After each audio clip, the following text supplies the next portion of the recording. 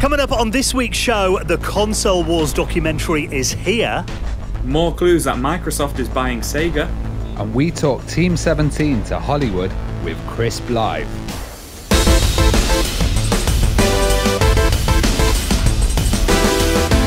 This week's show is brought to you by Packed Coffee. Flexible coffee plans delivered to your door. Hello and welcome to the Retro Hour podcast, episode number 243, your weekly dose of retro gaming and technology news with me, Dan Wood. Me, Ravi Abbott. And me, Joe Fox. And a very warm welcome to this week's show, where for the next hour or so, we're going to update you on all the goings-on in the world of retro gaming and technology. And of course, we're going to be joined, like we are every week, by a very special guest. Now, we've been really hyped about this interview that we're going to be doing this week because we're all big fans of Worms. I mean, I've got memories of playing the original Worms on the Amiga back in the day and then Worms Deluxe with my brother. It was always a game that, caused a few brotherly wars, I've got to say, and a few four-letter words were occasionally let out in our bedroom as kids. That reminds me, you literally just made me have one of my earliest memories. I used to play Worms on Amiga at a friend's house with my older brother, and he used to batter me at it, and I used to go home and draw the levels and where I was going to try and put my worms, like as if that would help. Weren't they all randomly generated anyway? Yeah, exactly. I used to know some Worms champions, so they would play online and they'd have like a Worms league and they'd have like a UK Worms team and stuff. It was great. That's amazing. Well, today we're going to be talking to someone who's actually had a really interesting career. Not only did he start at Team 17 during the height of the Worms era, I mean, he actually joined when it was still Total Wormage. That was the original name of Worms, wasn't it? And then it was that era when, you remember, everything suddenly went like FMV, didn't it? And we got consoles that could suddenly stream animation and movies and everything. And he was behind a lot of that as well. And then he actually moved to LA and he went to work for James Cameron's visual effects company. And you may have seen him on Christian Simpson's YouTube channel when they recovered a load of that material from his old Amiga 4000. So today we're going to be joined by animator, director, graphics legend, and Team 17 superstar Cris Blyth to get that incredible story. I mean, we cover so much in this interview, don't we? Yeah, it's really interesting because actually you talk about like FMV and that's pretty much standard on consoles now, and you really need it to tell the story and the narrative. But back when Cris was doing it, my God, it was really early on. And, a lot of these formats didn't actually exist, and it was just as CD-ROM was coming through. So, having videos playing before your actual game was a real kind of pioneering thing. And this is a really interesting interview about it. And I think what I loved about the work that he did is it was actually really good quality. Because I remember a lot of that early FMV. I mean, I always remember the one that was on before Cannon Fodder on the CD32, and you had all the sensible boys like dressed in army uniform.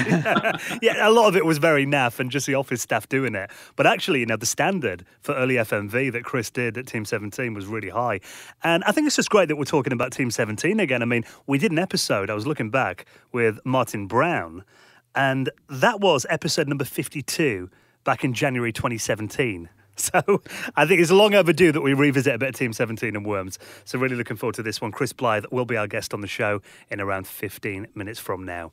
Now, lots of news stories to talk about this week as well, including another follow-up to a previous show. We did an episode about 18 months ago with Blake Harris talking about, obviously, his book, Console Wars.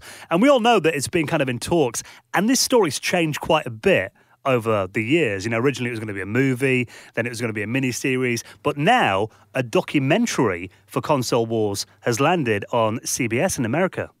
Yeah, so they've actually released a trailer. We haven't been able to see this documentary yet, but I'm sure it'll be out by the time we've actually finished recording this. And it looks really interesting. Now, Blake wrote this book, Console Wars, and it's all about Nintendo versus Sega. That was one of the huge console wars. And the kind of difference as well between Sega Japan and Sega America. They were having their own little internal console war. And this has been made as a documentary, but also it was going to be made into a film. And Seth Rogen had a huge interest in this project. And what's happened is they've released this documentary, and it looks like this miniseries is actually getting done at the moment with Evan Goldberg as well, who was the guy that did Superbad and the Ali G show. Now, I've looked at a lot of kind of reviews of this because there's been some preview versions that have gone out to American journalists, and they're saying that this is actually really funny for a gaming documentary. Already, it's got that kind of really funny vibe to it. So just to get my head around it, so because I was reading, you guys were talking about it earlier on in the group chat, so I was like, right, okay, so this is the series. This is the documentary. Is the series still happening, do we know, or is that kind of up in the air? Because the series, as far as I know, that's actually going to be like a scripted kind of like drama, isn't it? Yeah. CBS in 2019 were talking about how they're going to do a follow-on series after the documentary, a scripted series, like you said. Right, yeah. So, Yeah. And I put a tweet out which was saying, "Oh, this looks good. Are we going to see a little mini series?" And Jake Blay Harris liked it, so there you go. That might be thumbs up proof. then. Yeah, I do get the confusion though, because I mean, essentially, there's been 3 different projects, all with the name Console Wars, and looking at the trailer here, which we'll talk about in a second, but all the YouTube comments, essentially people arguing about, it was never going to be a movie, it was always going to be just a documentary. So there's been a lot of confusion around this. But I mean, looking at the trailer, which is all we've seen at the time of recording this, it actually lands on CBS today. We're recording this on Wednesday. But I actually think, I mean, all the usual suspects are in there. You've got Tom Kalinske, Al Nilsson. It does look like, as you'd expect, the story of Sega and Nintendo from the people that were involved in it. The only thing I think is it's actually quite unfortunate timing that obviously a lot of people have kind of seen all this on High Score on Netflix in the last month. I just think that's going to be the way that it is from now on, because there's so many gaming documentaries coming out, and to be honest, I'm happy to have a choice of lots of different documentaries rather than nothing, and I think it's going to be totally different because kind of the drama behind it, and the main thing that I found interesting about that whole console was the kind of confusion where you had the 32X being released by Sega USA, and then Japan were releasing the Saturn at the same time, and it's like, what is going on here? And they weren't talking to each other. So I think it is going to be very different. Yeah, and I think, if you're interested in kind of the backstory of that, when we've had Tom Kalinske, we've had Al Nilsson on the show before, we've had Blake Harris. So if you do want to find out more about those stories, I mean, we have episodes that you can check out in the past.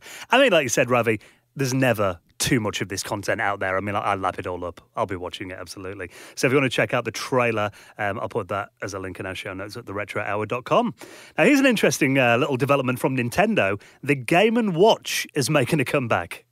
Yeah, this I found this really interesting. So I saw this a couple of weeks ago, but we didn't get around to talking about it on last week's show. So the Game & Watch is coming back. It's up for pre-order at the moment, coming out on November 13th. For those who don't remember, the Game & Watch is like the kind of original Nintendo handheld with like the really bad kind of like black and grey LCD screen. Is it LCD? It's not LCD screen. Liquid correct. It might be an LCD. It might be an old school LCD. It's an old screen, isn't it? So there's a Mario one coming out, which has already sold out on the Nintendo UK shop, which I thought was really interesting, for £45 a unit. But it's still available on Amazon in-game for £50. So good one, Amazon in-game. But what I thought about it is I thought it was going to be like a series of the Game & Watches, because obviously they were just one game on the Game & Watch. And no cartridges, was it? You couldn't change them. No cartridges or anything like that. But interestingly, this has actually got Super Mario Bros. On it, Super Mario Bros. The Lost Levels, Ball, the Mario version, and a digital clock on there. So by the that sold me, the clock. The clock sold me as well. I think it's because the originals all had a digital clock built in onto them as well. Right. And when they came out, like in the early 80s, I think that was quite a big thing still. But I think what's interesting is they've essentially put 2 NES games on there, and then have Ball, which was like the original kind of like ball game, which was on it, on one of them. So I think it's weird that they've done that. So it's kind of like, for me, obviously they're saying like, oh, the Game & Watch is back, and it's like a re-release, like kind of like the SNES Mini and the NES Mini, but it isn't at the same time because they've put NES games on it. Does that make sense to me? Yeah. So I've always liked the look of them as well. Because I mean, I occasionally see them in CX, walk past and see one in the wind, and they want like, bloody 150 quid or something for it normally. But these are they're quite affordable. I mean, what's UK pricing on this thing? So I know it kind of converts to around £40. £49.99. So so they were 45 on Nintendo Shop, but they sold out. So they're 50 quid, still available on Amazon for 49.99 and from Game for 49.99. You know what? I think it's good that Nintendo are looking back at their older titles and they're showing more interest in it and they're actually producing these products. And to be honest, looking at it, it's probably pretty easy for them to do. And, with the situation with factories and producing big consoles and stuff at the moment, it might have kind of just been a very easy score just to get the Game & Watch done. It's in a really simple square case, square box, it's a easy one to get out, and it gets that nice little nostalgia hit for fans. Yeah, absolutely. And I think they have got an attention to detail with it. Like the packaging on it looks really, really nice, like really nice glossy golden box and stuff. So they haven't just chucked it out, here's a cheap kind of thing for your auntie to buy for Christmas. It's a nice collectible. Yeah, it does kind of seem like this is done for the fans, doesn't it? It's not just a quick cash grab. Yeah, by the looks of it. So I mean, it's interesting that they're actually going back that far as well, because obviously we had the NES and we had the Super Nintendo, and everyone was like, the N64 is going to be next, and obviously we still haven't seen that. We're kind of going back to the early 80s. Yeah, now we've got the Game & Watch. Yeah. Do you think we'll get Nintendo card games like their old original card games They reprinted? would sell. They would sell if they did. Definitely, and that would be very easy to do, wouldn't it? Just print them. Quite funny. Or like the boxing glove on the spring thing that they did in like the 70s. Like the love tester.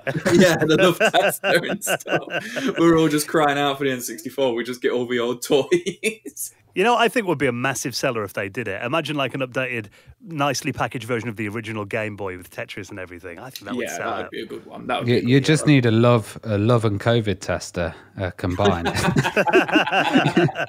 You've scored. Officially licensed from Nintendo. Yeah. You're getting hot. Is it just you're feeling a bit sexy, or is it? Is it COVID? So, available for $49.99 or probably around 500 quid from your favourite eBay scalper. So, they're out very soon. Very good work, Nintendo. Now, we obviously talked a bit about console wars at the start of the show. We're going to be chatting about movies with our guest, Cris Blyth, in a bit as well. A bit of a movie theme to this week's episode. And we thought that it might be a good time to do a catch-up on a previous interview that we did. Now, a couple of years ago, we spoke to Zach Weddington, who was actually behind one of our favourite films, the brilliant Viva Amiga. And also we had him on to discuss his upcoming new movie that at the time was called Welcome to Arcadia, documenting 100 years of arcade history. And being that it is just about to launch on Kickstarter, we thought we'd welcome on two of our favourite people in the world, Zach Weddington and Amiga Bill Winters, to get a quick update. Welcome back to the show, guys. What's up? Thanks so much, guys. You're two of our favorite folks too, so it's a pleasure to be back on. Now, obviously, we've had you both on individually in the past, but it's great to have you on together, as I know you're working on this new documentary.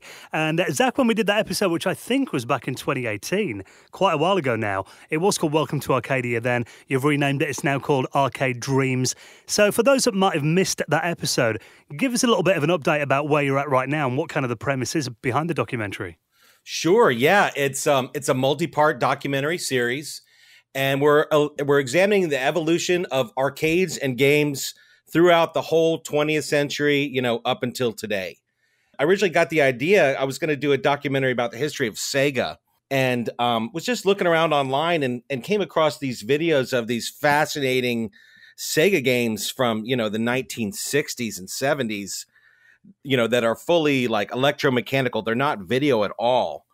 And was just struck by how cool they were and how much they reminded me of my favorite Sega games in the 80s and 90s. So I realized that there was a whole history of arcades and arcade games that I didn't know anything about. And decided to just go all in on this kind of comprehensive look at the history of arcades. But yeah, Sega have a huge connection with arcades, and they're even kind of making them today. And I always remember, if you look at like video games, it's always been try and get that kind of arcade perfect version. So there's a huge connection between arcades and the kind of gaming industry. Yeah, I mean, we've got some fascinating people who can speak to that. We've got people like George McAuliffe. He created and managed some of the biggest arcade chains in the United States.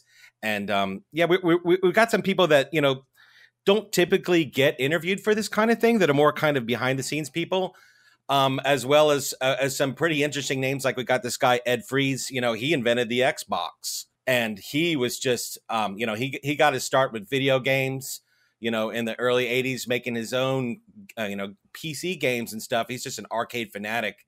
And so he's going to be able to speak to the history. Of course, we've got people like Eugene Jarvis, right? He's a, really renowned developer. If you've never heard of him, look it up.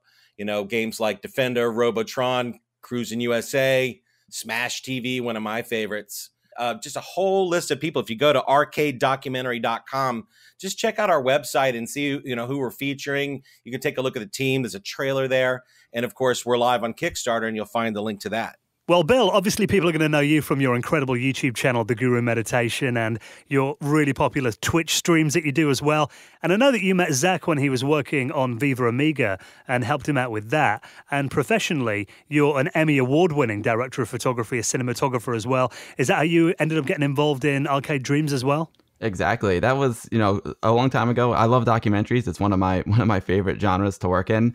And years ago, I was like, I wonder if anyone ever made a documentary about the Amiga, because, Amiga is also one of my passions. I love the Amiga computer. So I just started Googling, Amiga documentary, and then up popped Viva Amiga. And I saw the Kickstarter was already finished, and it was, like a year or two old. And I was like, oh, I bet this guy is all done with his film. But just in case, let me reach out and see if there's any way I can help him. So I reached out to Zach. It turns out he was just finishing up, and he needed one more scene for the film. He needed like the sad part, like the end of the Amiga scene. So my friend Anthony and I, Anthony from the Guru Meditation, we were like, we know this great location where there's like a rundown old shopping mall. We can put some yellowed Amigas out in front of this rundown shopping mall. It would be a great backdrop to kind of show the end of Commodore and the end of it wasn't the end of Amiga, like who knew that, but it was certainly the end of Commodore. Oh, it broke my heart, that scene. Yeah. So we did that scene. I sent it off to Zach, and he really liked it, and Zach and I have just become great friends ever since. We love Amiga, but we also love arcades. We love video games, and we're very similar. We both grew up at the same time playing video games and experiencing the late 70s and 80s. So Zach and I have a lot of common, and just outside of Amiga, Zach and I have become great friends, and it's just it's a pleasure to help him with this film. And I can't wait to get into the arcades and shoot more. It's been a blast so far. Yeah, Bill's really modest. I mean, his work is fantastic. He's doing a lot of Netflix documentaries right now. I know you shot the Jeffrey Epstein documentary that just came out not too long ago. And I love working with Bill. And so we've just kind of working in the background for the past couple years, when we can on it, not asking for any money. I've funded the project myself up until now. And we've advanced things to a point where we're ready to get the rest of it shot. We're about 40% of the way shot. A lot of development work done. We've been working on everything in the background that we can, and now we're ready to turn it loose with the Kickstarter. We've got all kinds of cool rewards, lots of custom artwork. We just signed another artist on board. His name is Zombie Yeti. He works with Stern Pinball. And his artwork is amazing. He just did the Avengers pinball machine artwork.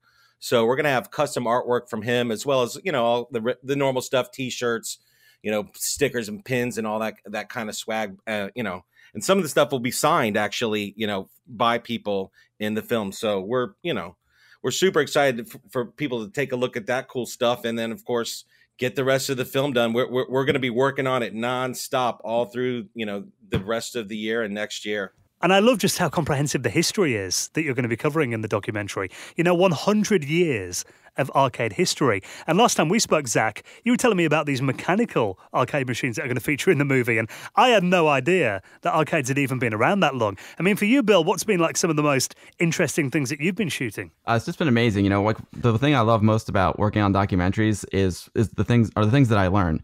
And of course, I grew up in arcades, playing Pac-Man and Donkey Kong in the 80s, and moving on to like Street Fighter in the early 90s. But I didn't even know about this whole world of mechanical arcade machines. And the things that are pre video game. I knew what pinball was, but I was never that into pinball. So this has got me into pinball. And these mechanical arcade machines are great. I love shooting the mechanical arcade machines in pinball because they're physical devices, and the machinery involved in them is just it's visually stunning, and it's also just incredible how it works. And it's nice to shoot something that has 3 dimensions. You know, when you're shooting a video game is just on a flat screen, so there's a lot of challenges to portray that on screen. But when you get to shoot a 3-dimensional object like a mechanical arcade machine or a pinball machine, there's just so much you can do with the lighting and with macro lenses and with telescope lenses to like really bring it to life and really show them in their best light on the screen. So it's just been a great learning experience, and it's been like really nice to shoot some 3-dimensional objects as well. Yeah, that's really the thing. We put you inside the games of the past and inside the arcades as well. You know, we've got these reenactment scenes where we're putting you in arcades of the 50s, 60s, and 70s all the way, up until today. It's a very visually exciting film. And the structure we've laid out, it's just a roller coaster ride through this whole history and evolution of games. Yeah, there's already been quite a few documentaries about traditional video games, Pac-Man, Space Invaders, and they've been awesome, but I haven't seen much about the mechanical machines, and that's one of the things that really attracted me to this project. This is a great learning process, and I want to bring these machines to life and share them with folks who had never heard of them before. Yeah, I think for me that is one of the things I'm most excited about. Hearing these stories, many of which I imagine have never been told on film before, so everyone is going to get something out of this. The definitive documentary revealing the 100-year history of arcades and arcade games. As you guys said, the website is live right now, arcadedocumentary.com. Going live on Kickstarter very soon as well. And it's always a pleasure to catch up with you guys. Thank you, Zach and Bill, for coming on and giving us an update. Thanks, Dan. Thanks, Ravi. Love it, you guys. Really appreciate this. Keep up the great work. We love the Retro Hour. Now, before we chat to Cris Blyth, who's coming up in just a moment, just time to talk about this. Microsoft, it seems, have been on a bit of a shopping spree recently. Yeah, this has been all over the place. And, I don't know if it's to do with the pandemic or not. I think there might be a few companies kind of cashing out at the moment. But Microsoft has basically bought ZeniMax, who are a parent company of lots of companies. I think it was like 28 game studios. And they actually owned like IPs like Commander Keen.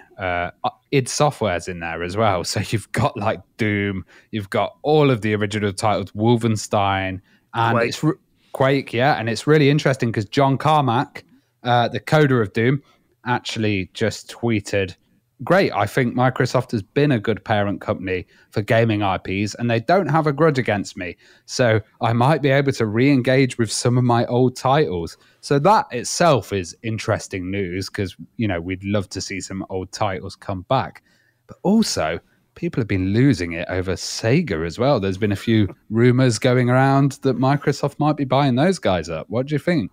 I think it's a bold move from Xbox, from Microsoft. I mean, they've spent like $8 billion or something like that, $7.5 billion acquiring all this. And obviously, like you said, they've got Bethesda there, which is obviously just, you get Skyrim and everything like that, Elder Scrolls as well. But yeah, the Sega one, man, we thought... It won't go away, this story, will it? It won't go away, will it? And, Ravi was sending over some of the pictures earlier on.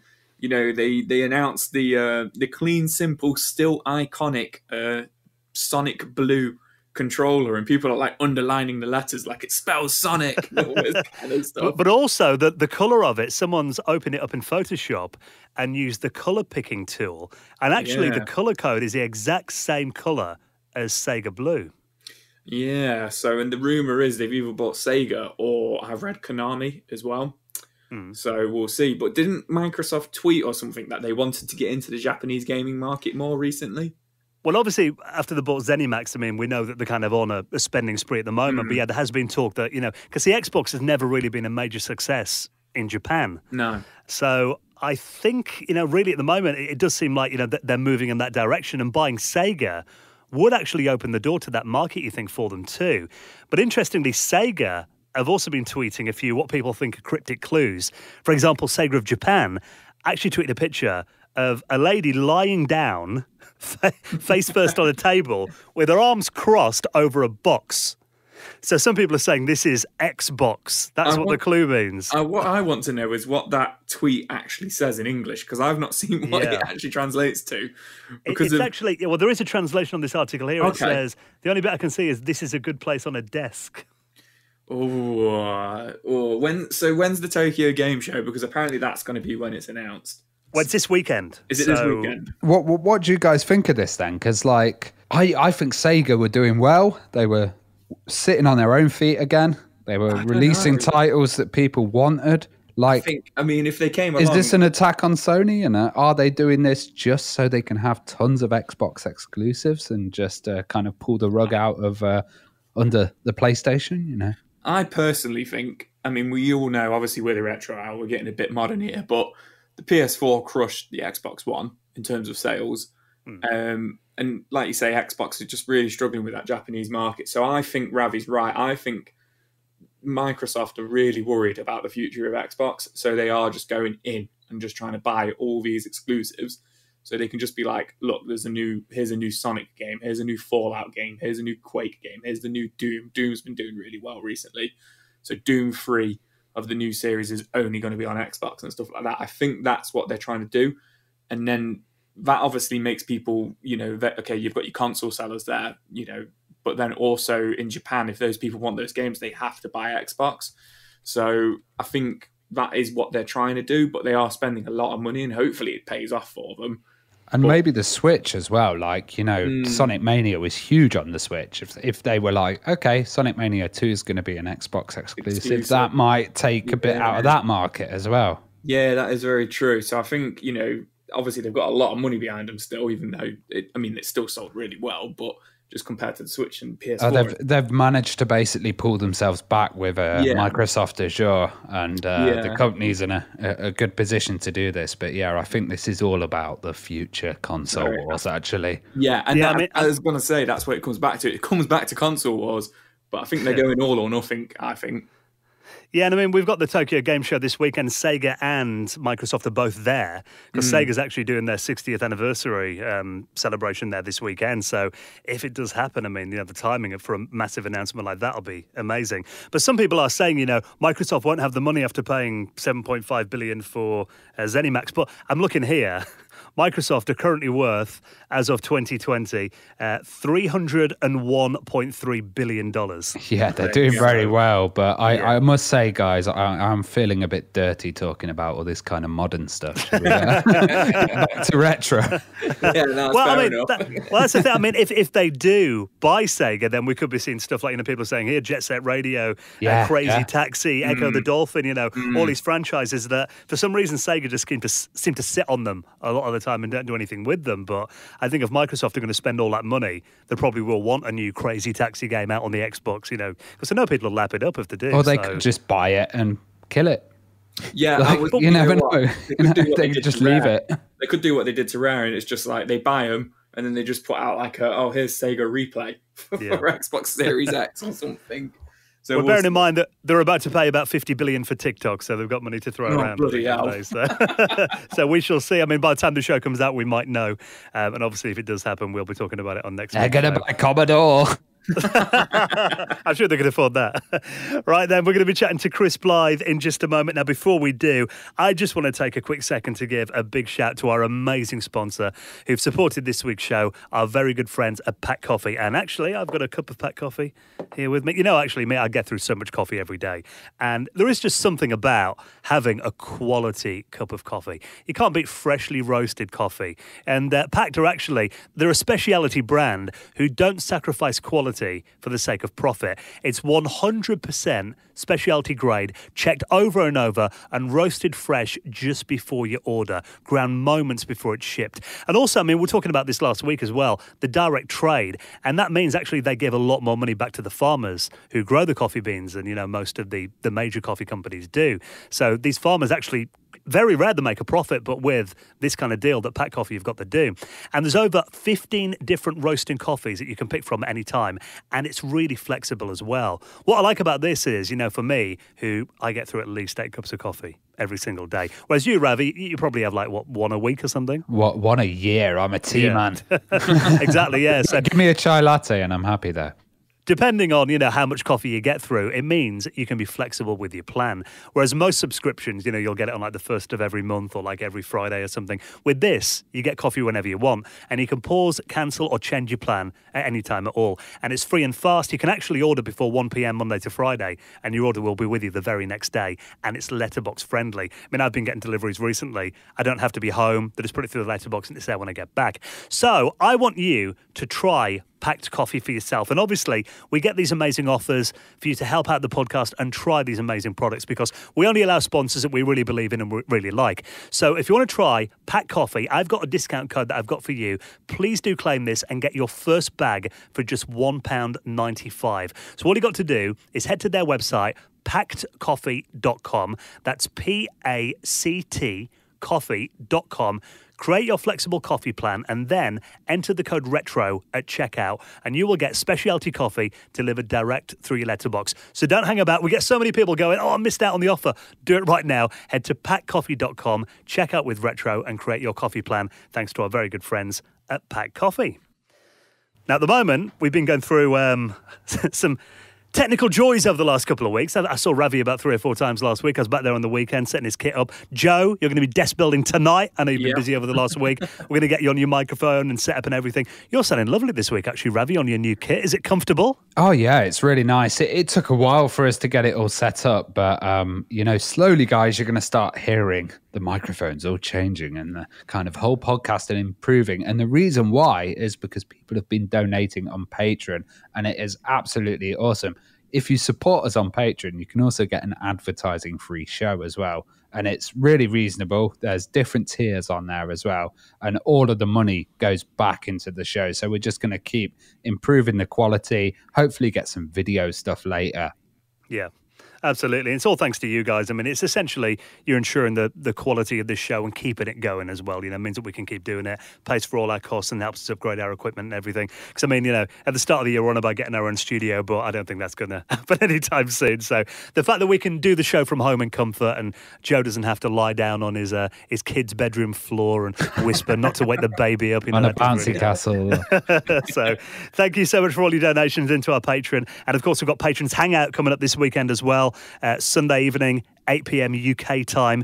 So I'll put a link on our Patreon page. It'd be great to see you there, hanging out, just chatting about retro stuff with us on Sunday night. And of course, for making a donation, you will get a mention in a future episode in the Retro Hour Hall of Fame. Like this week, thank you to Stephen Marshall, Chris Appleton, aka Pure Amiga, Simon Ralph, Rafe Hoffmans, and Jonah Naylor, who all made donations into the running of the show. And if you'd like to do the same and join us on Patreon, you'll find that right now at theretrohour.com. I'm actually doing a little vlog of getting all the equipment set up as well, so I'll be posting that after we get Joe's stuff set up, so you can watch that next week. It's actually, see my trials and tribulations of trying to get it all working. Yeah, see Dan pulling his hair out as he's trying to get rid of all the buzzers.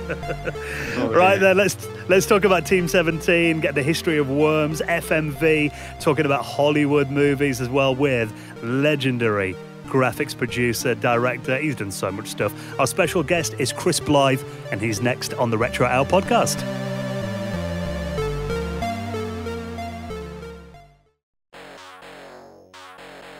You're listening to the Retro Hour podcast, and it's time to welcome on this week's very special guest. Now, we're going to get some stories about one of the biggest video games franchises of all time. Of course, we're all massive fans of Worms. Going to be hearing about that times at Team 17 as well. And a bit more as well with this week's guest, who is an absolute legend in the world of video, animation, graphics. Emmy nominated, in fact. We'll talk more about that in just a bit. But let's welcome on this week's very special guest, Cris Blyth. Welcome to the Retro Hour podcast. Well, hello there. How are you doing? Very good. Thank you, Chris. And great to have you joining us. Now, I was reading actually on your website that you got into photography when you were just 5 years old. Yeah, that's my dad's fault. I thought it was a pain at first. I was like, you had to sit in this dark room and then all these chemicals that stink. And, you'd go out into the countryside and I was just, pointing at a fence, and he'd like, look, see, a fence. And I'd be like, yeah, that's a fence. And now that I'm older, I go, oh, look, the perspective, it's great. But so it was one of these things that I started when I was younger, but didn't appreciate until later. Ooh, I think that happens a lot in life. I remember those days, the pre-digital era of photography. I remember trying to do it at college, and I was always okay at taking the pictures, but you forget how difficult the process was. I'd always ruin it, at the development stage, something like getting fingerprints on it or something. It was a lot more complicated than a lot of people think. I realized that it took me a lot longer to understand that I did enjoy it, but in the end result is I turned out that if somebody gives me a manual camera, I can totally use it. I don't need to think about it. It's second nature. Again, one of these things that you don't realize until you need it later in life. I just remember going to the shop and getting some dodgy looks off the guy who developed some of my photos. Yeah, the one eye looking up for quality control. Well, how did you get into computers anyway, Chris? Again, that was my dad. Really, again, what he did was he worked at the college. And he was a senior lecturer in textiles and design, and he was a bit of a Renaissance man himself. He was a painter, he did music, he did interior design, he did a lot of different things. Big thinker as well. But he brought home this Commodore PET, and I was like, oh, look. And it was the one that had the tiny keyboard that was very colorful and kind of very 70s looking. The chiclet keyboard thing. The chiclet keyboard. I don't even know what chiclet is, but people say chiclet, and it's just the word that I've just accepted. But the little chiclet keyboard, and then the cassette deck, which turned out to be the same cassette deck that you'd get in the VIC-20 later on, just to be, when you opened it up. And that's what started it off. And he put down the programming book that came with it, and then that was it. I was a bit dyslexic when I was younger, still am actually, and I found what I really liked about it was the font was that spaced out, monospaced font, and it allowed me to see really clearly, and it somehow allowed me to think clearer. And then also because you could change anything afterwards, it just made it. It was a good fit for me. It was a great fit for my brain, and that's when I started, tinkering and programming, and it went from there really. So the PET seems like, considering you went into graphics, it seems like quite a limited platform to learn that on. I mean, did the PET, I can't remember, but did it have those kind of graphics on the keys like the 64 and the VIC did as well? Yeah. Yeah, it really did. It was bananas. And so you could animate those things too. And that was, that worked. But at the same time, it really wasn't the best at graphics. You could actually, you could pump stuff into different memory registers as well. And so you could. It was actually not that bad. It was just slow because I was doing it in BASIC at the time, and then later on, you try your hand at machine code, and then you realize that there's, by the time I got to Team 17, I realized that there was far younger and far better people, and that's when my thought that was like, hey, I'm good at programming, kind of ceased. When I got there, it was kind of like, yeah, I do this, and then it's like when you're growing up and you think, like, I played the bass as well, and when you're younger, you think, I'm the best bass player in the world. Nobody can stop me. And you grow up thinking kind of like, hey, I'm good at this. And now you realize there's some, 9-year-old Vietnamese boy on YouTube that has 14 billion viewers, and he can, just whip your ass on anything to do with the bass. It's interesting. So in the same way with programming, I really enjoyed programming, and I realized that my kind of slant was more towards the art side of like what I could get out of it visually. And audio-wise, I like that, but it was far less on the. It was like a means to an end. I enjoyed kind of programming, kind of enjoyed it, but I more enjoy using applications on a computer than programming for it. And were you doing all of the type-in listings out the magazines, and then obviously they never worked? You'd always have to dissect them. And I even did one. I did one for Your Computer, and it was that was when I got I had a. Don't want to, show off here. I had a 16 kilobyte VIC-20. Very posh. It's posh. I had a different walk back then. I had a swagger. I was walking down the road. People were, hey, what's up? I'm like, hey, I've got 16K. Oh, he's got 16K. Holy crap. You see him? He's so cool. Anyway, and I did a Pac-Man, but it was smooth scrolling Pac-Man. And that's how you could, you could basically, in the video registers, you could animate it and then move it along one, as it were. Well, it's a bit more than that, but anyway, it was pretty simple, but it worked. And there was a lot of other codes out there for the actual movement of them, and I kind of just put all that together, but made it smooth scrolling. And I think I got like £200 or something, or £50, or I can't remember.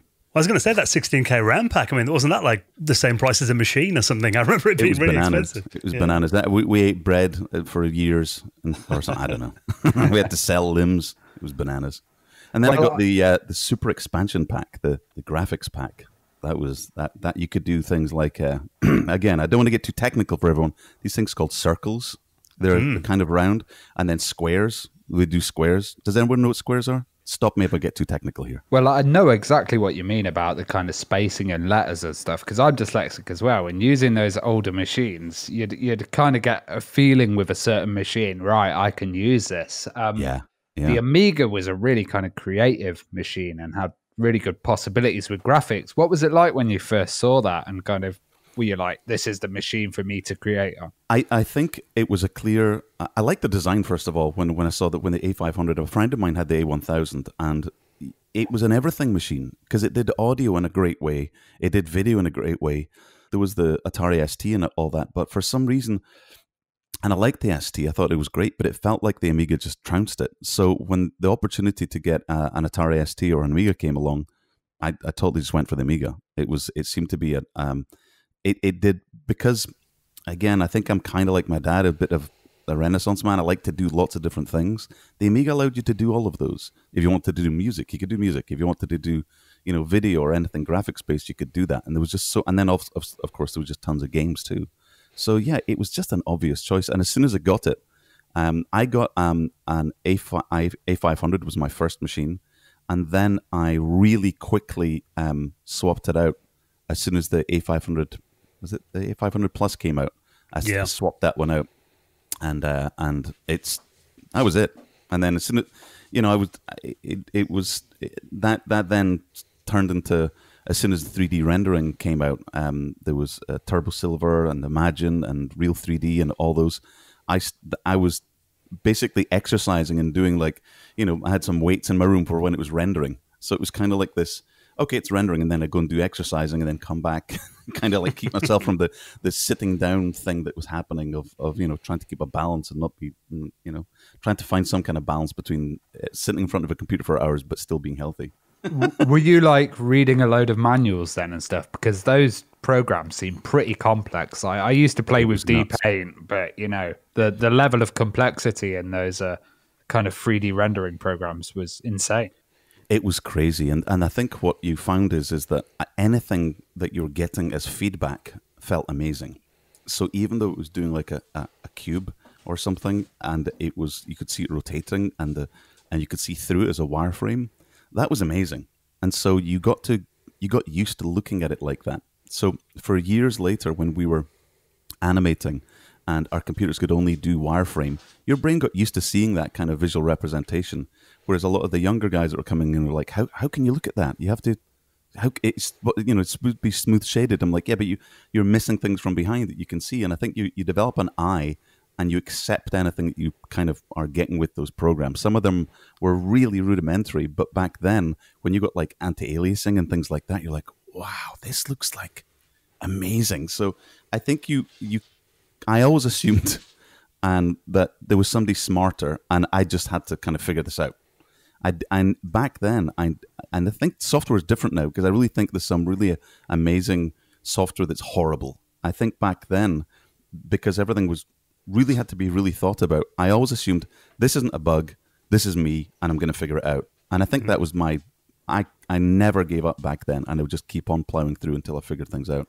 Turns out there were bugs, but there was no over-the-air updates back then. And it was a lot of self-teaching as well. There was no 12-year-old on YouTube where you can just watch a tutorial and do it straight away. And I think in a way, you get into a way of figuring things out, and it puts you at a not higher level, but it put you into that mode of just learning and accepting anything that's coming along, and nothing's a problem. So some of the stuff you figured out your own way of doing it, and it might not be the right way of doing it. But I don't know. It was all of it was brand new back then. There was nothing really to look back at apart from Tron or something to sort of have a benchmark against. And when you hear later on, and I think there was Amiga World was really the one that you saw when people would take renders and then put them onto slides, and they would look like resolutionless because they were so high resolution when they'd render them out. And there was a cover of Amiga World that had this flower. It was done by a guy called Stephen Menzies. Don't know how I can remember that. And it had this kind of lily.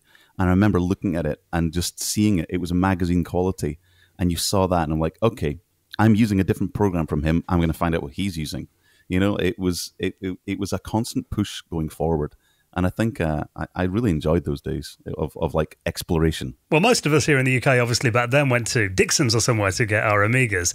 I was listening to an interview that you did on a podcast called CG Garage, all about CGI and everything. And you actually said on that you went to Commodore's factory to get your Amiga. What happened there? Well, what happened was, it wasn't as straightforward as that. What happened is that I was working. Very early on in my life, I got an opportunity to be an electronics engineer traveling, fixing these huge industrial machines, which is another whole story. Sometimes I'd go from country to country to country to country, and then sometimes it'd be a week, sometimes 2 weeks, and I would basically be fixing and installing these huge industrial machines. I was in the Philippines, and what was really weird was, at that time then, when I got off the airport, I remember seeing advertising, and it was using Scala. I recognized it. I was like, oh, they're using Scala. And then on the TV, I recognized, oh, they're using Scala. And then that's when I went, wait a minute, the Amiga factory is here, right? And so I wanted to find out about it, so I took a car to it. But when I got there, it was closed. There was nothing open about it. And it was literally looked clean, like recently boarded up. It would clearly been shut down. And I was like, that's weird. So what I did was I went, well, I think this is news. And I thought, I need to tell someone. So what I did was I just left a message for Marcus Dyson at Amiga Format. I called him from the Philippines and told him, hey, I'm here. I could do a story about how Commodore's factory here is closed. What's going on? Because at that time, there was some weirdness happening with Commodore. We all knew things were happening, but we didn't realize the factory had closed. Yeah. And I thought it was kind of like on this cutting edge. And so that's why I reached out to him. And then that ran off the story of when Marcus was leaving Future Publishing and going to Team 17. And at that moment, no one knew that. No one at Future Publishing really knew that Marcus was leaving. But I figured it out because on the last Amiga formats, he'd been kind of talking about Yorkshire and Team 17 and Yorkshire and Team 17 all of this time. So I literally cold called Team 17 because I called Amiga Format and they said, oh, he no longer works here. And I'd been there for 2 or 3 weeks. I said, do you know where he's gone? And they went, no, we don't, sorry. And so I literally just cold called Team 17 and I went, is Marcus Dyson there? And they went, yeah, he's just walking through the door. And he came, wow. He came and he picked up the phone. He went, hello? And I went, hi, it's me, Chris, from the Philippines. He goes, how the hell do you know that no one knows I'm here? And he goes, hey, do you want to come to a party? And I went, sure. And then that was it. And then I ended up going to Team 17. What? Talk about a lucky phone call. Oh, I tell you, there's been some weird... I've had a lot of those happen over the years. So did you get your Amiga then, or did you have to sneak through a window or something? So what was happening was, at that time, when I'd actually... I'd messaged Marcus. I can't remember. I didn't email him, did I? I left a message with him. And during that time, I'd done a bunch of work and I knew I was going to be back in the UK for a while. And I was literally pondering between my getting a PC that was like, it seemed to do everything and be cheap, or spend more and get an Amiga 4000. And I never heard back from him. So when I was in the Philippines, I ordered my Amiga and paid for it. And which I don't know how I did. I think I just called them up.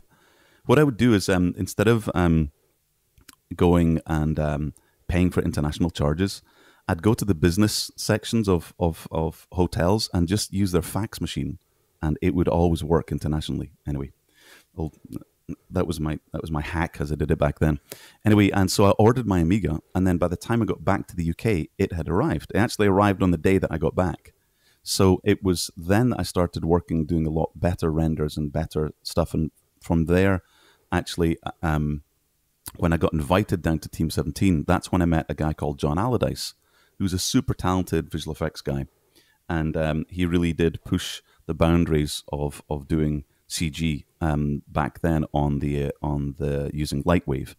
And so from that, I after meeting John, he hooked me up with a copy of Light Rave, which was basically a hack that allowed you to use Lightwave without the video toaster.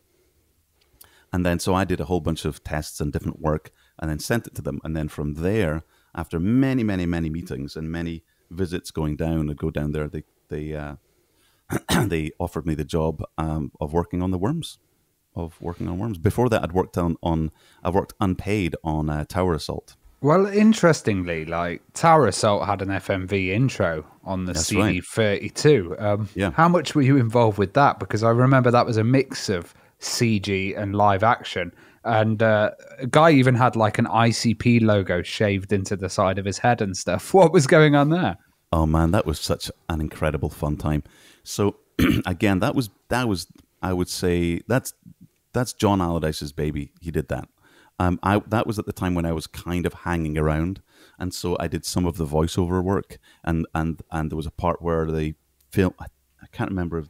Really super vague, but there was a part where they filmed with a helmet on, a kind of close up of the eyes, and then there was some other Foley and sounds that we were doing, and John was putting it all together. And at that point, then John had a very clear picture in his head what it was going to be like. The only thing that kind of fell down is that all the people that were in it were Team 17 employees. And it sounded, I mean, looking back in it now, it looks like sometimes I feel like I want to say, oh, it was intentionally like that. We were trying to be campy and ridiculous. Yeah, because I mean, FMV at that time, it just seemed like, because we could finally do it, it seemed like everyone wanted to do it. And I remember, a lot of companies used just people around the office to be actors in FMV and that. And a lot of it did exactly look, exactly like you said, really campy and stuff. But it was fun, I guess. It was fun. I think also the back then we were limited by budget, time, and technology. I think John was using a power card, but I think also for the longer sequences, I believe he was cutting it to tape. He was using two half-inch tape machines, or half-inch tape machines, and he was literally editing like an A/B roll editing. There was Emmy Edit or something like that. It was an Amiga-based tape solution. And I think that's what he was doing it on. And then we used Studio 16 to do all the audio. And it was bananas. It was all of it was new. There was another one called Allegiance, which sadly got cut. And it was a funny story. There was the guy that ran along with Martin Brown and Debbie Bestwick. The guy was called Mick Robinson. And but he really thought that just the games, he just thought of games. He didn't think a little bigger. He's kind of thinking of the core stuff, which is understandable. What makes money? It's a business. So I remember when they came up with this thing called Allegiance, and it was a girl, and they're like, a girl? Don't you want a guy, like a cool guy? And like, no, it's going to be a girl running around. And literally the question was, why would you want to see a girl running around when you could have a guy? And we're like, and so the character was this girl, and then they canned it. Now, it had technical problems. It had a lot of stuff that we're trying to get figured out. There was a whole bunch of story issues, but I think that it really was promising. And then they canned it, and then I think about 6 months later, Tomb Raider came out. Yeah, straight after that, and we're like, oh. And that wasn't the only time that Team 17 canned something. There was another thing called the Big Room, and it was this. Marcus came up with the idea, and it was the whole idea was, how about we look at the demographic of people that buy books, and it turns out there's people that have credit cards are the people that buy books the most. So why don't we make an online store for people to buy books? And the big room sold thousands of books way early on, and then again the management went, yeah, this just isn't our thing. We don't do this. And they said, well, can you let us take it and go somewhere else? And it didn't work out. And they said, nah, we're just going to stop it, I think. And then Amazon came out. It's like, So there was a lot of early things that I think Team 17 were really pioneering. And I think that's the spirit that Team 17 started with. It was, you make something really good and you do it. When we were coming up with the ideas for Worms, we were looking at a lot of the old Hanna-Barbera stuff and Warner Brothers stuff for all the kind of cartoon feeling. But it was great fun coming up with it, and it was really an open playing field of bring what you've got. Well, some of those videos, as you said, would have taken ages to render, like especially those huge big scenes. How long did it take, and what was the kind of setup that you were using to make a lot of these CG introductions? Well, we so with, say, something like, if you take Project X2, that was I had a team of people that I worked with. I had Rory Little, I had Rory McLeish, Mark Taylor, and I had Neil South. And they were just an amazing team. And we laid out the art room and we made it into this great little room for us to work in. And so we had people that were modeling, we had people that were designing different things, people that were doing the shading and the kind of texturing, and then layout, and we're doing story and timing. And we even did it, just all of our stuff, like for Project X, they wanted it to be this long intro, and I felt it actually could have been shorter, but they were like, no, let's make it long and big and awesome. I'm like, right. But I actually felt it could have been 2 minutes long, not 4 minutes long. But that took, we actually did traditional storyboards for that, and we, scribbled them all out and timed it all out. And then I used a really new thing back then that was actually on the PC was Premiere, which was absolutely awful. But previously we'd been using the perception card on the Amiga, or the power card on the Amiga, and it had this kind of cue list that you'd actually have to say how many frames you want each segment to run. It wasn't like a non-linear editor, it was like a list. And you say, play that one for 25 frames, play this one for 40 frames, play this, and that was your editing. You'd actually literally type in the numbers. It was, and so all the Worms ones, all of the Worms animations were done in that way. So because of the time that it took to lay these things out, we were super careful about every single frame. Like, we didn't render more than really what we needed. And so we had this thing called, it was called the Screamer. And what it was an Amiga controlling two RISC-based twin CPU machines, and inside a machine there was two boards. So it was like 4 RISC processors, and I think there were R8000s or something like that. And it was super expensive, and I think there was only 2. There was another one of these Screamers called, and NewTek actually used to sell it, but then it got handed off to a different company to actually sell. So we would get all of our scenes ready and then stack them up in a list using ScreamerNet, the Lightwave system, and then pile them on this thing. Now, if you were going to render it on the Amiga, it would take maybe 40 minutes to render a frame or something stupid like that. And then when you did it on these NT workstations, which didn't even have a screen, you literally plugged it in with a serial port and a network cable, and that was it. And you come up with this interface. It would come back in like 2 minutes, 4 minutes, and we're like, oh my God, we can render anything. We could render the world. It was bananas. We got way above, we and then that again, because you saw that leap of like, we can, well, remember, let's put it this way. Remember when discs were like 1.4 megabytes, like that was it, floppy disk, and then CD-ROM came around and it's, oh my God, it's massive. We can put so much, that proportion, I don't think we've had those proportions anymore, because now you got hard drives of like, 8, 10 terabytes, but you don't like have a simple disk that's 100 terabytes. You don't get that now. So when you saw that contrast in the personal machine and then the rendering machine, we kind of like, yeah, we can do it. It kind of it lit up your imagination of like not thinking that rendering was a problem anymore. But then, obviously you start doing more better renders, and then you're like, we know this is going to take a day to render or 2 days to render. But it really was more the animating and the layout. And then also we were restricted back then because we weren't doing compositing. We had to make sure that everything was able to load into the Amiga. And so when we were doing Project X, we were literally on the edge of what could be rendered in memory. We're like, okay, I can't load another building. I can't load anything more, because you need to save space for, there was a limit that you could get to. So there was a lot of different things going on. But yeah, the Worms ones would take, you'd come up with an idea, you'd storyboard it out and just drawing. You'd show it's like, we want to do this one. And we did about 12 of them. And they say, yeah, not this one, not this one. Yeah, we'll do this one. And then animating it would maybe take a couple of weeks. And then rendering would be, I would say, maybe 4 or 5 days, 4 days of just making sure that everything's right. And then editing would take about another 2 or 3 days. And then that was it. And you had 12 of them. So what we did was we had a deadline of so many months away. And we're like, okay, if we work backwards from there and give ourselves a bit of breathing room between, how many can we get done? And we got them all done that way. We planned them all out, like, we have to finish this one by this amount. So we got into a real routine. And in the same way that we talked earlier on about 3D software and how you just get up to that level of like, it's okay, you get on with it, even though it seems difficult. it's the same thing. We got on with it. It became almost routine. Not in a bad way, but you got up to that speed. And I think it was great training for later in life as well. Well, when you got to Team 17, I mean, talking about Worms, what kind of stage was Worms at when you got there? Because I know it was total wormage at first, wasn't it? Yeah, so Andy had gone around the trade shows and gone to everyone, and nobody got it. And then Martin, and I think at that point then, Marcus saw it, and Martin said, this is it, this, or this. Then they basically just took him on board, and so it arrived in a really good state. But what we had to do was get all the menu systems working, make sure it doesn't crash, and then the biggest thing was it couldn't just be on the Amiga. So the majority of the time was spent making it go cross-platform.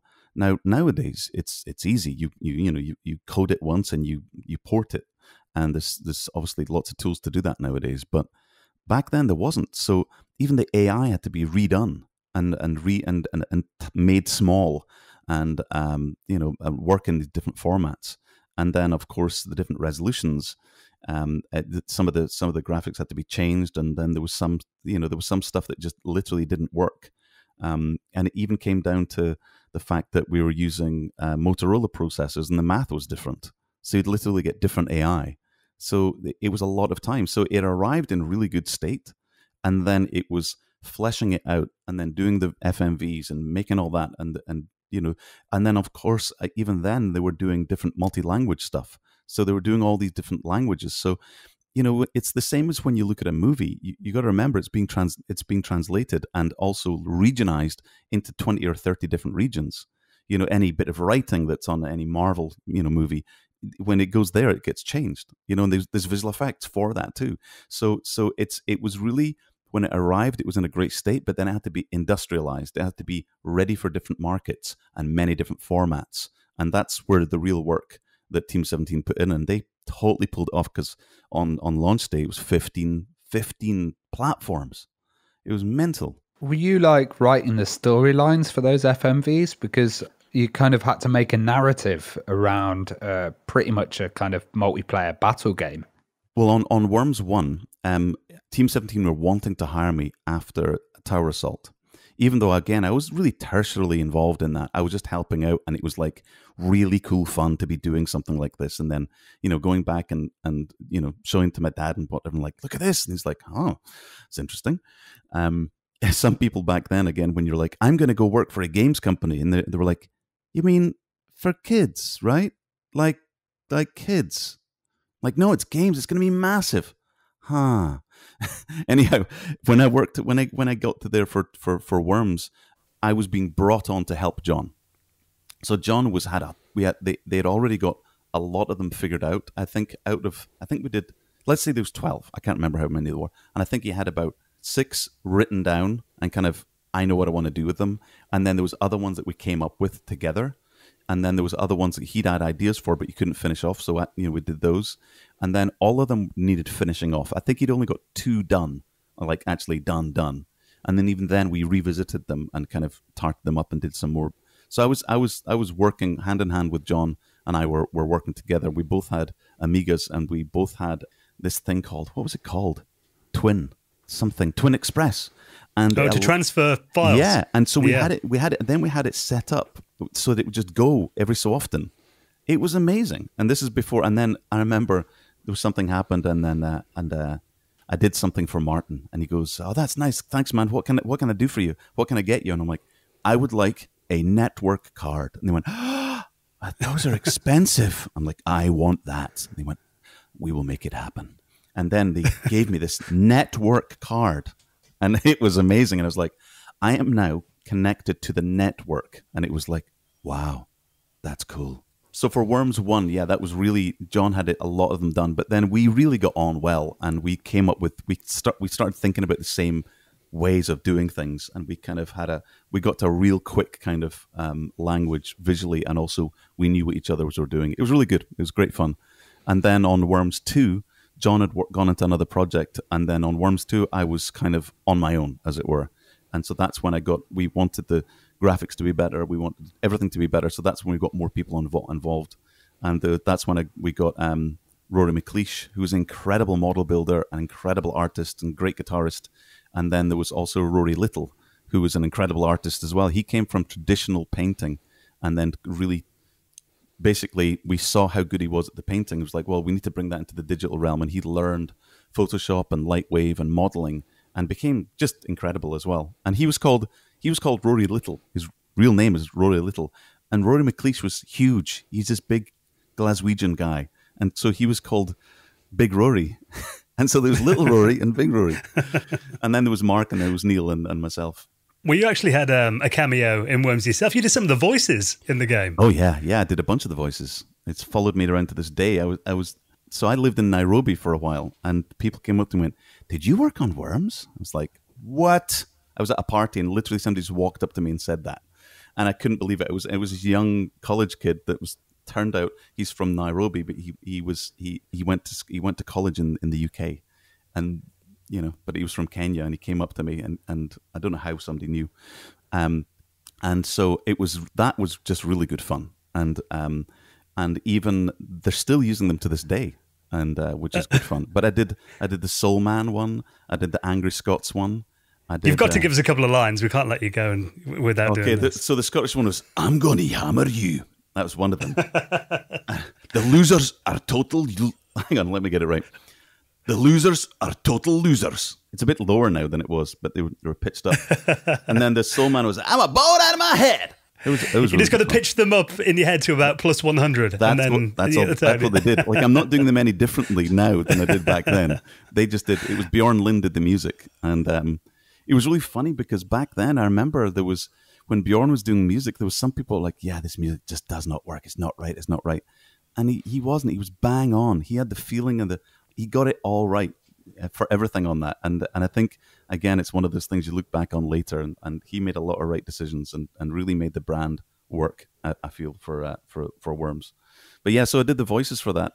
And then even there was, when you talk about getting it to a shorthand, I was just about to leave. We had finished Worms, and I was going to Florida for a holiday, and we had finished it. And then I woke up in the morning and I called Martin. I went, "Dude, we need an intro to the intro. We need an opening thing." And he goes, "What do you mean?" And he goes, "I know what I need to do. I need a guitar intro thing." And he goes, "We'll just do it." I'm like, "But I'm leaving today." And he goes, "Can you organize it?" I'm like, "Yeah, I can." All right. So I went in, I called Bjorn, and I got Rory, and I went, "I need it to go like this, like this, and then and then bring in the drums, and then end with da-da-da-da-da." And he went, "I know what you mean. I got it. I'm on it." And so Bjorn started with that, and he got Rory, who's he's the modeler guy, and he came in and did the guitars for it in one go, in one take, in the first take. Wow. And then I went back and I started animating this thing of the worm coming up, and then the bit with the Amiga intro with the banana, and then throwing away the banana exploding. I don't know if you can remember that one. Yeah, it was the Microprose intro, and then we just did this. I can't remember. I think it was Mark or maybe Neil that made the Microprose purple, and the Team 17 were moving back and forward and all that kind of stuff. And that just started like, "That looks good. Just render, go. And then I started animating this thing. I was literally in my clothes for traveling. Like, I'm going to be arriving in Florida. I was in my holiday clothes. And I literally... in your shorts and vest. I would at one point, I was like standing at my desk, like leaning over, like, "I'll be here for 2 minutes," kind of leaning over, just typing something instead of sitting down, because I'm like, well, if I sit down, then I'm here. But anyway, I did this animation, and then we did that, and we edited it together really quickly.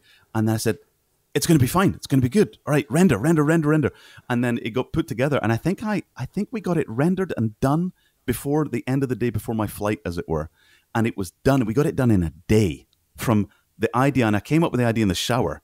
And then I did. And then by the evening, it was done. So in terms of being in a role and then understanding the other people of what they need to do and what we do and how you work together, when I left that one there and I was going on the plane, I was like, man, what a team. And it's like, oh, Team 17. But I realized we were in each other's pockets and we got each other really, really well. It was a magical time. Well, at what point did you realize that you had to move on from the Amiga and that you're kind of pushing the machine to its limits? Because I know you did have one last kind of big hurrah on the Amiga. That was obviously Director's Cut, that I remember reading was kind of a bit of a gift to the Amiga community, that by then, you know, a lot of people had left the platform. That's right. But did you kind of realise you had to move on then at that stage? You did, because it was basic maths. That's all it was. It was just business. The Amiga sales were going down. The interest in the Amiga at that time, not now, was going down. Everything was jumping onto consoles and PC, and it was just a business decision. It couldn't be emotional, because we went with emotion back then. It was like, yeah, we're done. But all the guys that were coding were also seeing the terrific advancements of speed with the graphics cards, and it was simply a lot easier. We weren't worrying about bit planes and all this kind of stuff on the Amiga.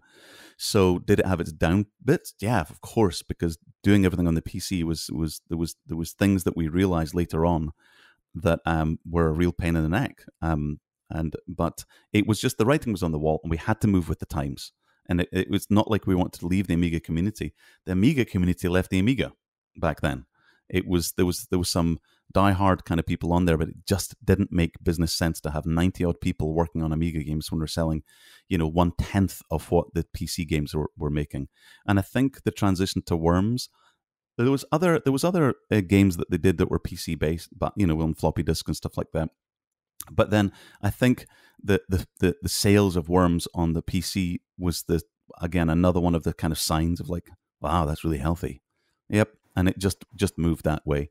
And the Director's Cut, I think Andy was young too. I think the company was young. People didn't, if I had thought about it better, we would have liked to get royalties set up and all that kind of stuff. Nobody did that. We were just doing it.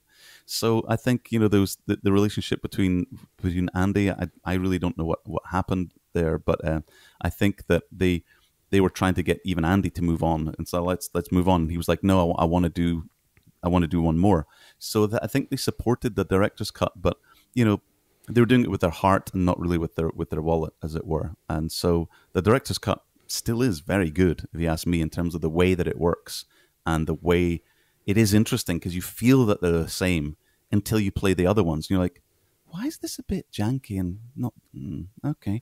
And it just doesn't seem the same. And then when you go on the it's my favorite Worms game, Director's Cut. It's my favorite ever. It's really slick. It's just really dialed in and slick, and everything works really well with it. Well, talking of kind of modern technology, we saw you on Perry Fractic's channel, and he was kind of Christian Simpson. He was looking at some of your old renders, and he actually re-rendered the scenes using the original Lightwave files, upscaled them, added a bit of texture. Yeah. What did you think of that? And were you? I think it was brilliant. I think it was absolutely amazing. I mean, the amount of time and work that it takes to actually load those things in, reconnect them, make it all work and everything. Tip my hat to those lovely fellows, because they did a great job. And I think also as well the encouragement even from Team 17, from Debbie Bestwick and the rest of the guys there. It was just really good. It was very heartwarming to see them do that, and I think Christian did just a great job. When you're doing it, you don't think it's special. You think, oh, that's cool. I'm doing this thing. That's cool.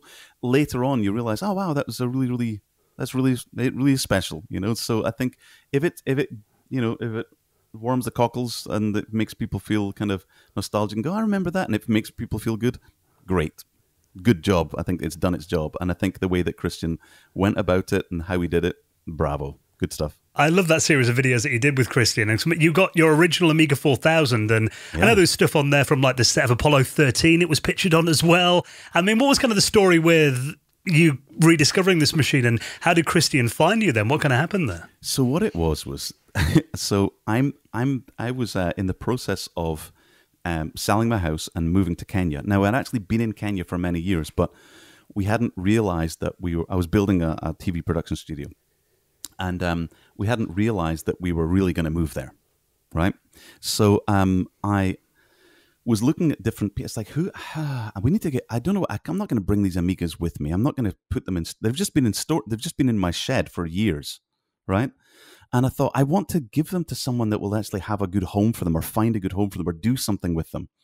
And then I remember literally, I can't remember, I was in a hotel, and I was watching Christian. I thought, I wish I could give it to this guy, but he's English. He's from England. How's he going to get? Am I going to have to ship them? It's going to be a big pain in the neck. Now, previously, I had contacted the Living Computer Museum, or the one that's up in Seattle, and they said, oh, we're very interested. Send everything you've got, and then we'll just put it on display.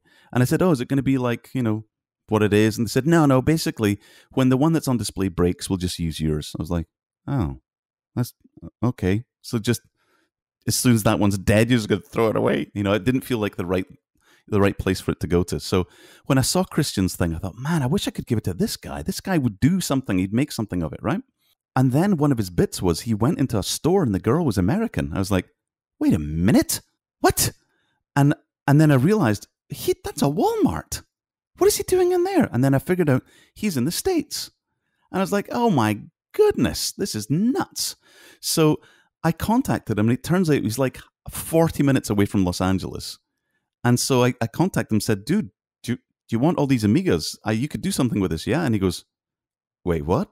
Is it what? And he didn't understand at first. And then a couple of conversations in, he was like, oh my God, this is great. Yeah, I'll come down, we'll film it.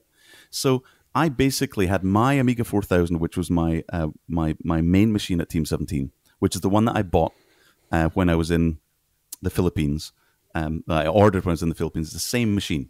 And then and it's the one that I did Worms on. It's the one that I did Project X2 on. And that's when we traversed into PC and all that kind of stuff. But I still had my Amiga, and I did music on my Amiga, the whole thing. And it was always with me. And it was really funny because when I went to Digital Domain, there was a lot of people that had come from Lightwave and the Amiga. And a lot of them were like, I can't sell it because my whole career has been built on this. And 2 or 3 of them were like, if I sell this, bad things will happen. And there was a time that one guy let go of his Amiga and then he broke his arm, and we're like, see? So never sell your Amiga. Never sell Amiga. So anyway, I held onto my Amiga, but then when I got to Digital Domain, that I knew that they'd been using them for motion control systems on for Apollo 13 and stuff. But again, those machines got so hot because they had like all the boards filled up that they had to drill holes in them to make them cool. And a lot of the times they'd be without the tops. And by the way, if you see the Amiga 2000 that's in the Making of Jurassic Park book, it doesn't have a lid on it because they'd overheat. So in the same way, they had all these cards in them. So they wrote software and they made hardware and everything for these Amigas to be these motion control systems and playback systems tied to the motion control thing. But I just saw them as Amigas not being used because they'd moved on to a different system. So I kind of, going around Digital Domain, I'd kind of say, oh, wow, what are you doing with these Amigas? I'm like, well, we're just keeping them there, and we might need them, we might not, but we'll probably just throw them out. I'm like, throw them out? I said, well, no, well, let me know you're going to throw them out. And they said, why? I said, well, I'd like them. And he goes, what for? And he goes, I don't know, just because you don't throw away an Amiga. And he went, huh, okay. And it was John who was the guy that was looking after all the inventory in the camera shop. And years went by, and he goes, hey, and he called me up, and he goes, and he literally, the time he called me back was maybe 3 years later, and he called me back like we just had the conversation. And he called me and went, hey, so we're throwing them out. I'm like, throwing what? Hello, who's this? It's John. We're throwing them out. You're throwing what out? Oh, John, we're throwing the Amigas. It took me a while to catch on. He goes, I said, well, don't throw them out. Can you place them out? And he goes, I said, and he went, I'll very gently put them in the trash. So I went out there, and I said, when is this happening? He goes, in about 20 minutes. I'm like, okay. So they took those machines, and I think they said, if there's anything on them, you'll have to format them and stuff. I'm like, okay, I'll do that. Of course I will, yeah. Of course I will. Anyway, I'm very trustworthy. And so anyway, I went out there, and sure enough, there was an Amiga 4000 sitting there with holes in it. It looked like bullet wounds. I was like, what are you doing there? Come on with me. I'll give you a better life. So I put them in my car, and then I put them in my shed, and then I thought, I will get to this later. And then life happened. And then, babies happen, things come in the way. And then other projects got in the way. And, and then before I knew it, there was another guy that was getting rid of old consoles, really old ones. I'm like, oh my God. And then he had an Amiga 2000 and a toaster. I'm like, are you giving this? And he says, sure, take it. So that was adding up to my project. I bought a wall unit that was going to put all my old computers on and tidy them all up and make them all nice. And then that turned into something else. It just didn't happen. So basically, years later, I ended up going to Kenya, And then we have a shed filled with all these things. And so I needed to find a place for them. So I contacted Christian, and he came down, and we filmed us unearthing them out. And literally, as I was pulling them out, that was me pulling them out for the first time. So what we were seeing in the video was real. That was me literally pulling them out, and the spiders and everything all over the place. But I never switched on the Amiga from Digital Domain. I never switched it on. I never did anything with it. So when I got it to Christian's, and I was like, well, I knew it was used for motion control, and we switched it on. That was the first time it had been switched on in all that time. So, it was kind of amazing. It was an amazing moment. It was like, wait, the Apollo 13 stuff had been erased long ago, and this was Titanic stuff. And so a lot of people have come out from the woodwork of like, I wrote the code for that. And so many people have now come out and said, thank God this is still alive. This is still, so he's extracted all that data off, and it's now on the Amiga archive, or the Internet Archive, I should say. And it's available to everyone, which is just, I think, wonderful. Well, how did you make the move from Wakefield to working at Digital Domain, which is, obviously, for people who don't know, James Cameron founded that company. That's right, yeah. Massive visual effects company. How did you get the job there and end up moving to LA then after Team 17? It was mental. So there'd been some other people that had kind of hit a kind of ceiling at Team 17, or so we thought at that time. I mean, in retrospect, Team 17's gone on to be really solid as a company and done really, really well, which I really admire. But at the time, I was kind of like, I want to do more. We were wanting to do more. John Allardyce he's a director, and he wanted to do more. And there was another guy called Charlie Wallace, who's a graphics guy and a coder, I should say. And he's like, I want to go to LA. I'm going to go there. And I'm like, huh. And it felt like there was an idea of like, oh, you could do this somewhere else. Is that allowed?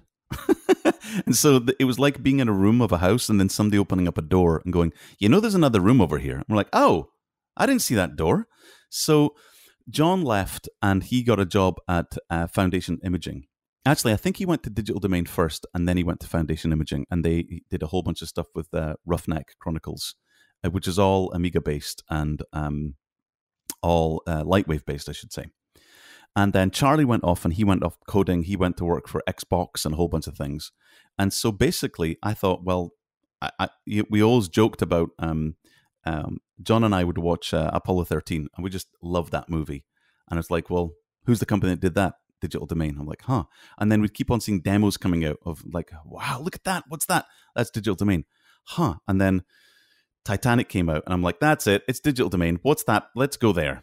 So basically, I got a demo reel put together, and I put all my stuff together. I made it into a cool little edit, which is still good. It's still like, oh, that's all right. It's got a lot of good stuff in it. It shows a lot of different things. It had like a little intro, and then it had a little quick intro that showed all my work together, like a teaser, and then it had the breakdown of each one showing who did what, blah, blah, blah. And I got that converted. And then I sent a whole bunch of these tapes, NTSC tapes, out to all the different companies out there. I put out a demo reel to Digital Domain and didn't hear back. And then I called them and they said, oh, you have to contact our human resources, our HR people. And that's a dead end, right? Because I didn't realize this. They get 200 or 300 tapes per week back then. It was bananas. In between jobs at Digital Domain, you were looking at the review tapes, and you're like, oh, kill me. It was awful. And it's a different story. But what happened was I was standing in line to talk to the receptionist, and there was 2 or 3 people in front of me. And she said, all right, go there, you go there like that. And I got to the front, and I said, and I'd been speaking to this guy who was in line, and he sneezed. And I went, oh, Gesundheit. And he goes, oh, are you German? I said, no, I'm Scottish. And he goes, oh, that's funny.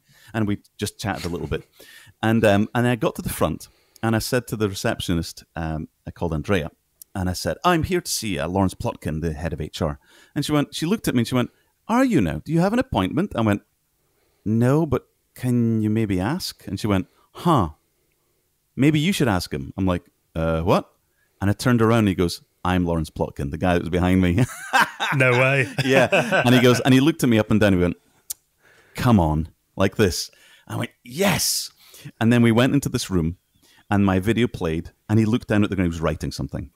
And then at the end of the intro, he looked up and it came up with a text explaining what was coming up next. He looked at that, and then as soon as the next piece started, he looked down the way, and I thought, oh no, oh well, hey, I tried. It's good. You know what? It's good. I tried. It's fine. And then the same thing happened every single time each sequence ended. He'd look up at the words where there was nothing there to look at. And then he got a phone call, and he was talking to the phone. He was occasionally looking across. And then at the end of it, I went, all right, thank you very much. And I kind of reached out my hand, and he went, oh, do you have to go? I said, well, I thought we were done here. And he goes, no, I was calling for you to go and meet Mark Loaf and Eric Barba. I'm like, oh, okay. So I went and met this guy called Rob Legato and Mark Loaf and Eric Barba. Eric Barba is now the visual effects supervisor. He did like the newest Terminator and all that kind of stuff. He's very, very high up at ILM now. And Rob Legato was the visual effects supervisor for Titanic. And Mark Loaf was one of the CG supervisors there as well. So these were high-end people that I knew about. By the way, Eric Barba is the guy that did Sequest DSV with Steven Spielberg, like, you know, all right. based on Amiga and Lightwave. And so when I met those guys, I knew who they were. And so and they went and they looked at my video, and so they said, "We're going to go look at this video." And so Lawrence ejected the tape and went upstairs, and I sat down with these people. This is the first time I'm meeting these people. Like, hello. I'm glad you liked your Academy Award. Thank you very much. Right, and sat down. We watched the tape. So these guys are looking at my tape. I was sweating buckets. It was nuts. I was like, this is good or bad. I can't tell. You know, I was petrified and excited at the same time. And they said, right, we want to offer you a job right now. I'm like, oh, well, I'll need a visa. And yeah, don't worry about it. We'll move you over from the UK. Just whatever you want. We'll get a shipping container. And I left that place. I was like, I came down the stairs, very calm. And I walked out to my car, very calm. And I got in my car and reversed and got out. And I stopped immediately outside with a rental car, outside the premises of Digital Domain. And I screamed at the top of my voice, just like, ah! Like, I could not believe that it just happened. But I held it in until I got in my car and got out of that place because I couldn't believe it happened. They were like, they gave me a job on the spot. I was like, holy moly, this is it. That's truly amazing. What are you up to nowadays then? Oh my goodness. Okay, I've done a few things. So from working at Digital Domain, I went from being a digital artist and then to be CG supervisor, which you look after sections of CG, and there's other CG supervisors working on different parts of the same job. And then going up to being visual effects supervisor, where you're in charge of all the visual effects over one job. And then I started directing things there. So basically at that point then, there was a company called Riot, which is now called Method Studios. And they kind of reached out to me and said, hey, we'd like to give you a creative director position. I'm like, that sounds fantastic. But basically then I went to be a creative director at Method, which was just fantastic. We did a bunch of different great commercials and tried a whole bunch of new technologies, which was really good fun. And then from there, I wanted to direct more, and I was still working in the day-to-day doing visual effects supervision, and I just wanted to direct more. So for a while, I just set off being a director, just directing mostly visual effects pieces. And at some points, I'd go back to Method to actually do the jobs, which was great. And then my wife decided, what it was my wife said, is this it? Is this what we're going to do? This is it. And I said, yeah, it's great. And she says, no, because she was working in production. She's a producer. And she said, we're just going to do this and we're going to make money and then that's it. And I went, uh-huh. She went, no, I want to do more. She said, we've got to be able to do something with what we do as kind of creative people to do something. And so she said, I'm going to go and find something to do. And she tried 2 or 3 different things, but in the end, and we tried different things of giving back to the community locally in the States and doing different youth-based things, or trying to get people interested in filmmaking and community and stuff like that. And those worked, but they weren't really what worked well. But what we found a lot of charities in Africa and in other marginalized, in like Tanzania and Uganda, Kenya, have like good causes, but they have horrible videos. Those horrible like tummy with sad and the flies. All it did is show fail. So we came up with an idea of doing documentaries for these charities. That led us to going to Africa for a lot and going back and forward. So it worked like 7% of the year we'd work in the States doing work and building up enough money for us to take kind of 3 months off and going and doing that work in Africa. But we found going back and forward was a pain, and it took then it was like 40-60, then it was 50-50, and we realized that we liked doing that. So my wife wanted to find a project that would take us over there for a while. So we did a project for Southwest Airlines that was going to take us there to do some filming. And we'd do the whole thing. We'd figure out the story. We'd make it work. Nothing to do with computer graphics. Nothing to do with anything. We're just filmmakers out all on our own, and we'd edit all this stuff. And it really, really worked really, really well. But then we got this gig doing a job for Southwest Airlines, and we were supposed to be there for 2 months. And then 2 months turned into 6 months, which turned into a year, which turned into 8 years of being there and working in Kenya and living in Kenya, my son growing up in Kenya. And so, but in the end, we ended up building a studio, which when you're doing visual effects for my own commercials, and then we ended up doing visual effects for TV shows. And then we ended up building a studio, which then needed intros. And so then I'm teaching other people to do kind of 3D stuff. And so before I know it, I'm doing a whole bunch of 3D and visual effects in Kenya. Well, Cris, it's been amazing to get a little insight and a little snapshot into your very, very, very impressive career. Thank you so much for coming on and sharing your stories with us this week. I really appreciate your time. It's been an absolute pleasure, guys.